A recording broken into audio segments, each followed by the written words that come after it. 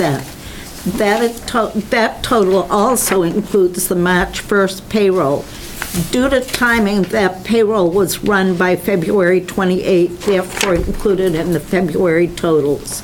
The primary topic discussed in our meeting is the upcoming 1920 budget and the amount we anticipate receiving from the state. That amount is $5.7 million, including an increase of $200.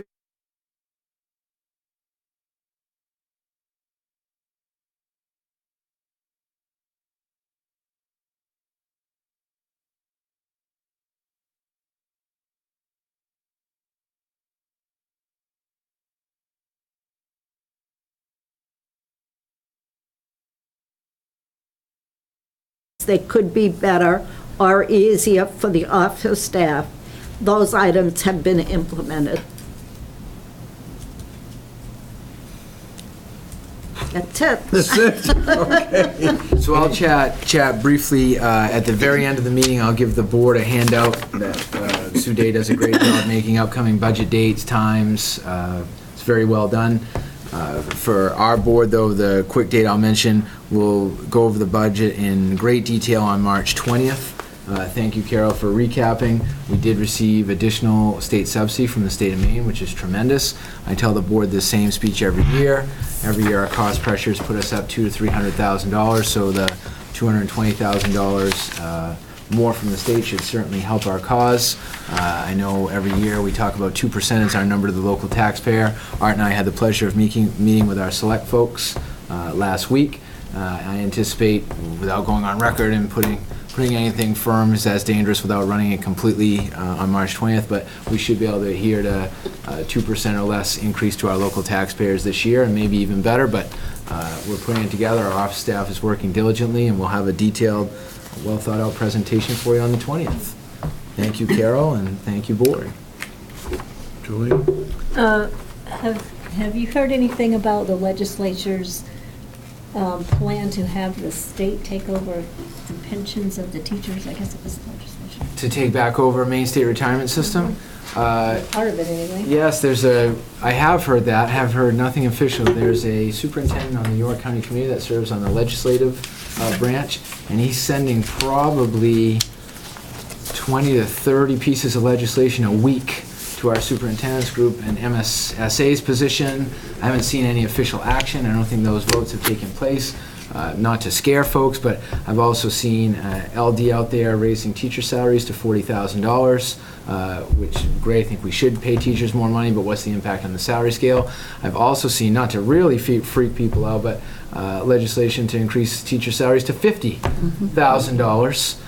Which I don't know what that would do to our salary scale again. And so I don't know what's gone through or what hasn't. Yes, I've heard it, Jolene. Have I heard any official action or word? No, I have not. Nancy?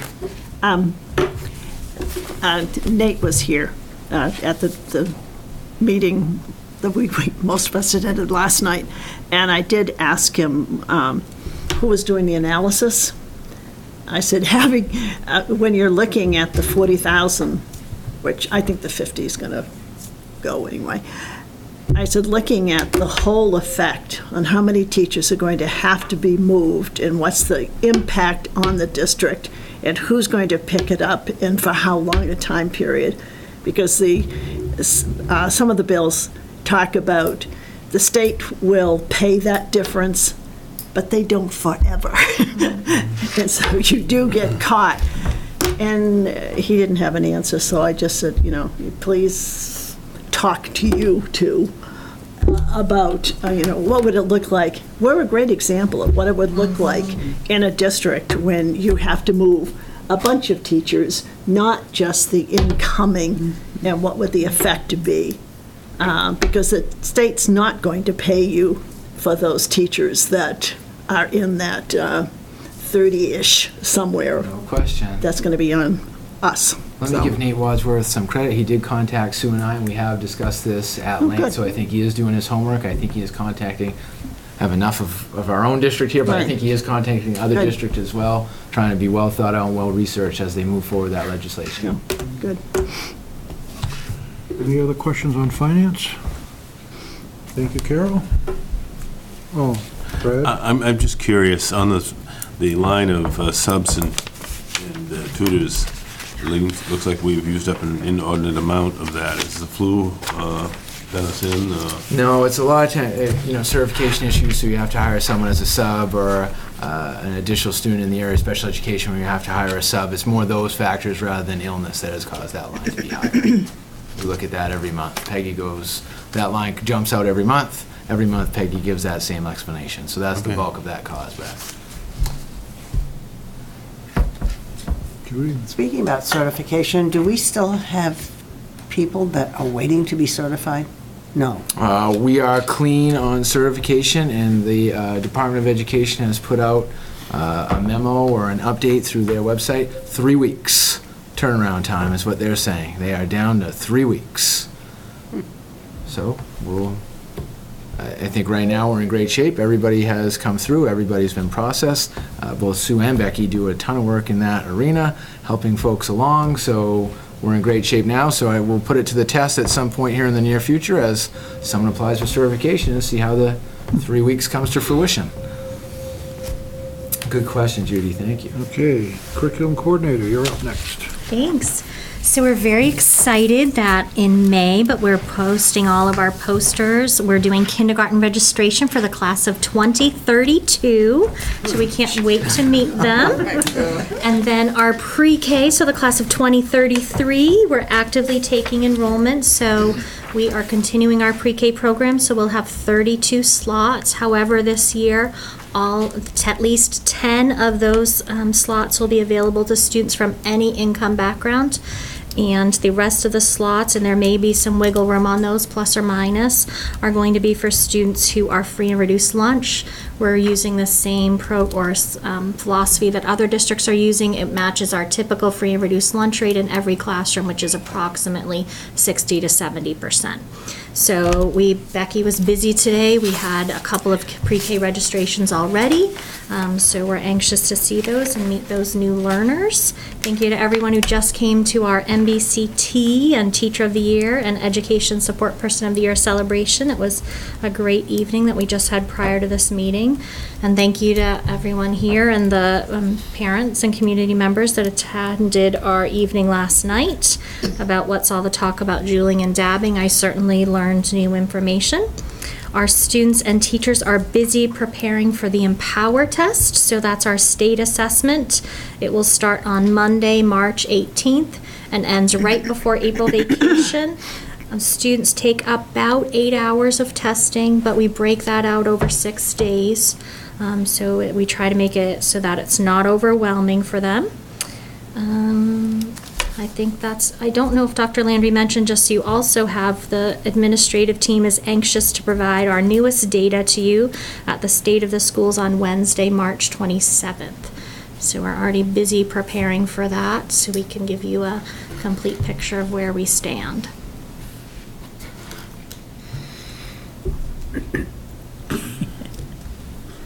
Okay. I'm sorry.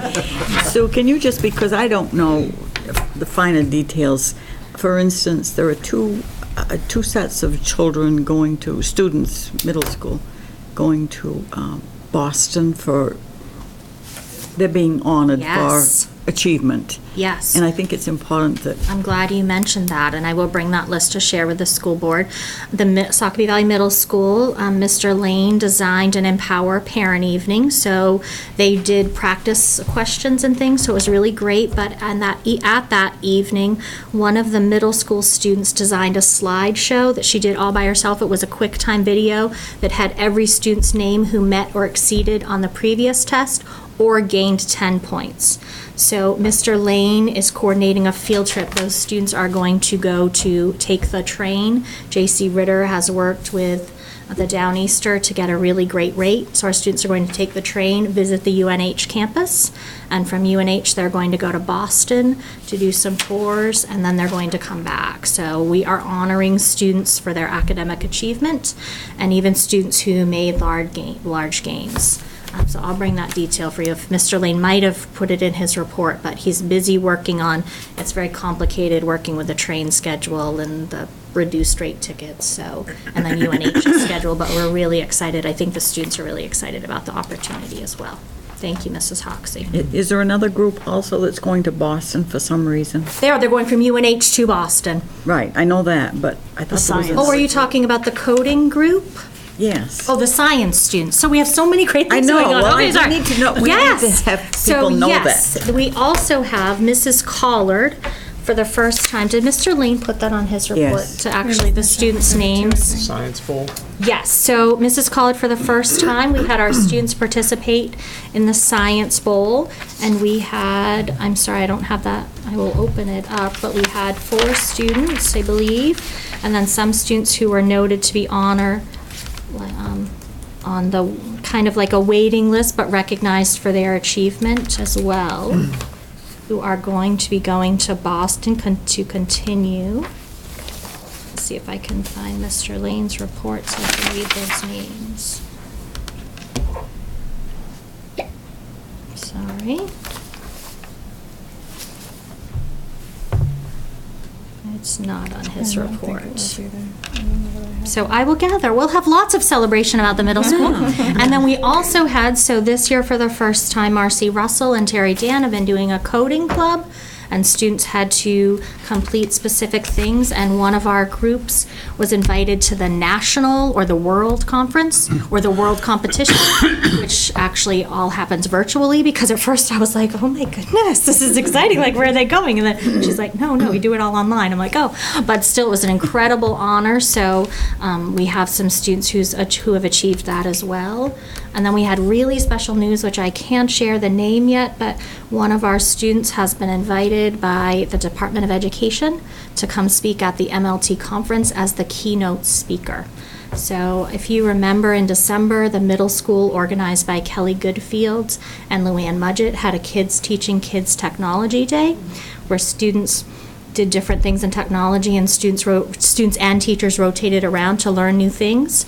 The Department of Education representative came and saw one of our particular students present and was so impressed by this person's the way they were able to articulate and provide information. Just this morning, we got a letter saying they would like to invite that person to come speak. So it's really incredible. We can't even believe it. Oh, did you find it? This is from Collard.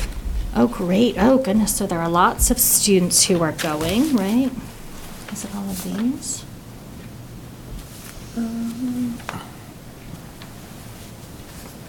I think there was someone standby. So this, 4 students. Sorry, I was reading. There's 13 students who were also given who are on that advanced list, but the 4 students who are qualifying are Aaron Doyle, Adriana Perini, Alexa Schroeder, and Ethan Patterson. And so if they do well on this in Boston, they would then be invited to participate for the title of Science World Champion in Atlanta, Georgia on June 7th through the 9th, 2019. So the students took a 25-question, 5-minute quiz to try and qualify. So we're very excited for our first time doing that happened. John? Thank you. Yes. Any other questions for Sue? Thank you, Sue. Nancy, the curriculum report, please. The curriculum committee held an abbreviated meeting on February 14th. The meeting had been rescheduled due to the school cancellation the previous day. The high school social studies teachers attended the meeting. All 3 teach civics and came to share their curriculum with the committee.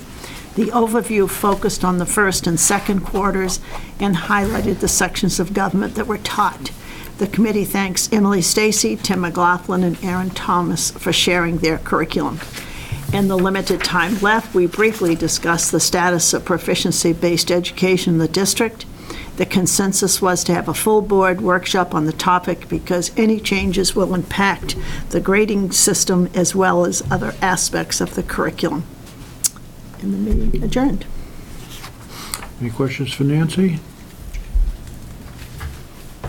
Thank you, Nancy. Lake Region, no meeting. Adult Ed, no meeting. And Technology, no meeting. Wellness Committee meeting. Judy.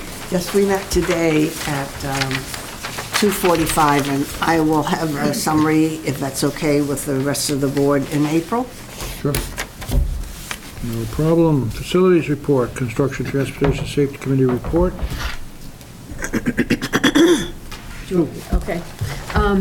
Using the 10-year plan, the board adopted beginning July 1st, 2017.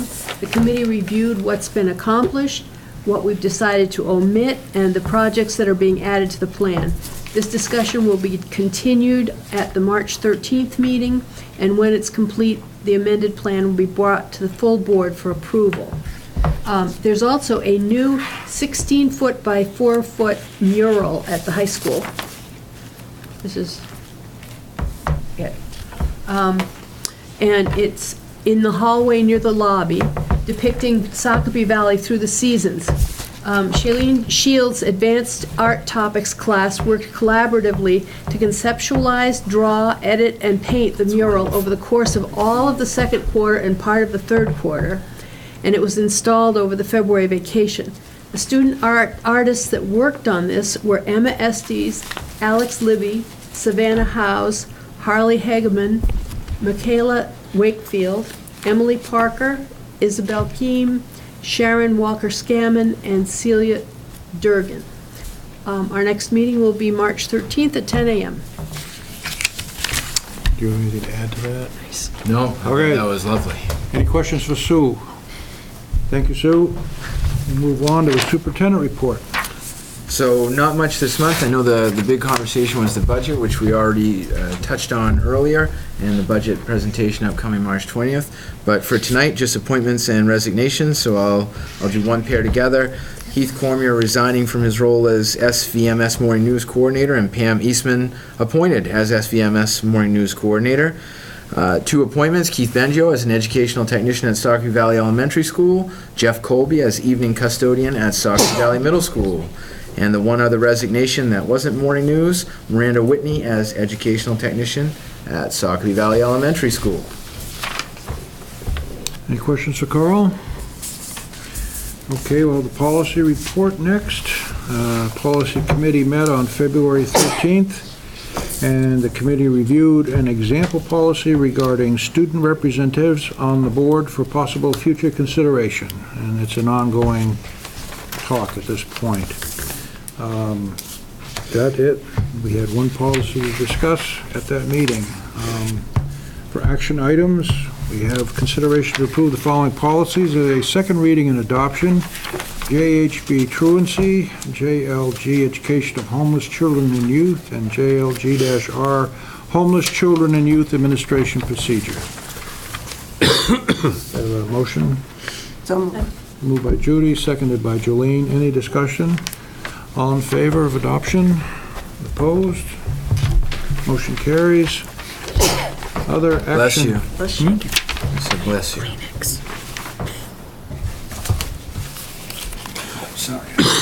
Other action items, consideration to enter into executive session to discuss a personnel matter pursuant to M1 MRSA Section 4056A. So moved. Moved by Brad, seconded by Jackie. Any discussion?